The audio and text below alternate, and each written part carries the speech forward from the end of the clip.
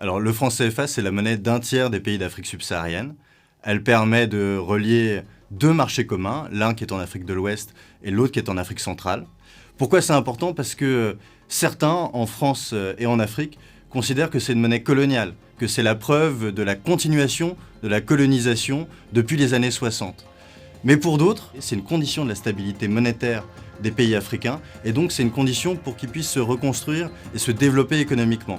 On va voir si l'un ou l'autre des camps a raison.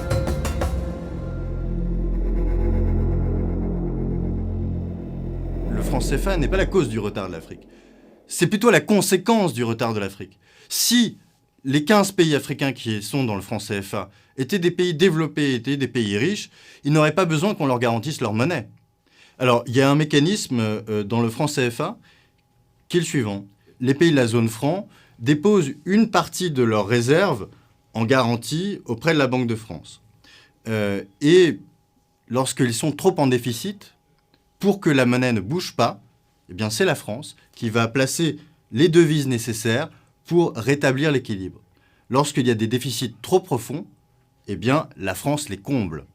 C'est un mécanisme, vous me direz, qui est peut-être moins intéressant pour le contribuable français, mais c'est un mécanisme qui permet la stabilité et le fait que ces pays-là ne fassent pas défaut. Pourquoi est-ce qu'ils ont besoin de la garantie de la France?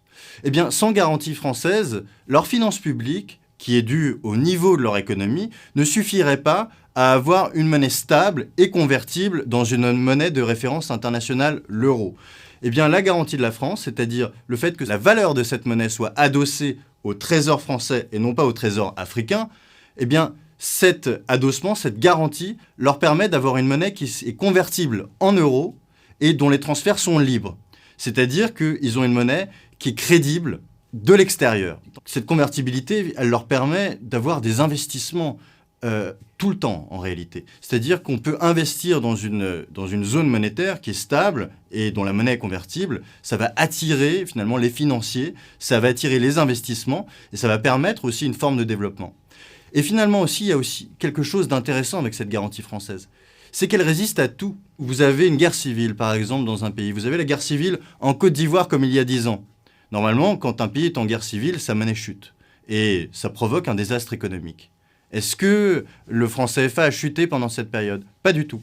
Quand vous avez un autre désastre d'origine extérieure, comme la pandémie du Covid-19, eh bien, l'année dernière, vous avez la monnaie du Nigeria qui a chuté de près de 40%, parce qu'il y avait un recul de la demande en pétrole. Est-ce que les pays de la CEMAC, qui sont des pays pétroliers, ont vu leur monnaie chuter? Eh bien, pas du tout, puisqu'elle était garantie par la France. Et ça a permis que l'inflation ne monte pas, ça a permis que le chaos social et économique ne se développe pas. Voilà à quoi sert une garantie de convertibilité. À quoi ça ressemblerait une monnaie qui ne soit pas garantie de l'extérieur dans les pays de la zone franc? C'est extrêmement simple en fait. Finalement, le rêve de Kémy Séba, c'est d'avoir une monnaie inconvertible, c'est d'avoir une inflation qui explose, c'est d'avoir une économie qui ne peut plus sortir du piège des matières premières, qui ne peut plus sortir de l'exploitation du pétrole seulement, de l'exploitation du cacao seulement, de l'exploitation de l'EVA seulement.